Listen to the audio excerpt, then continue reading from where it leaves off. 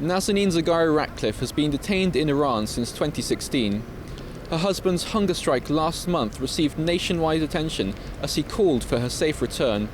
But after 21 days without food, Richard Ratcliffe left disappointed with the government's response. On Thursday, the House of Lords debated Zaghari-Ratcliffe's detention and actions to secure her release.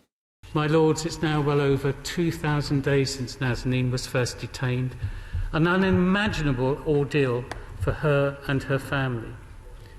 Recent talks between the government and the Iranian Deputy Foreign Minister did not result in any progress. Richard Ratcliffe said his wife was detained as leverage to make the UK pay a £400 million debt it owes to Iran. One of the reasons for not paying the debt is that sanctions are in place against Iran for human rights abuses. This is not a legitimate democratic government elected freely by the Iranian people.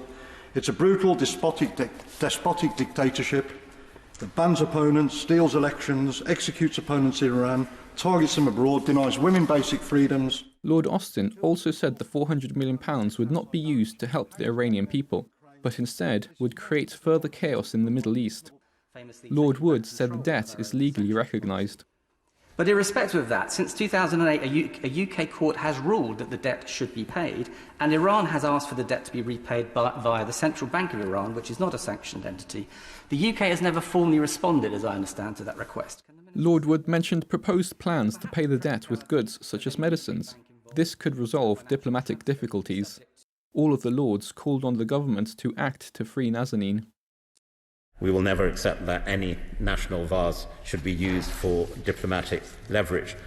And let me assure noble lords that the government has maintained a campaign of pressure on the Iranian government throughout Nazanin's detention, and we will not relent until she is released.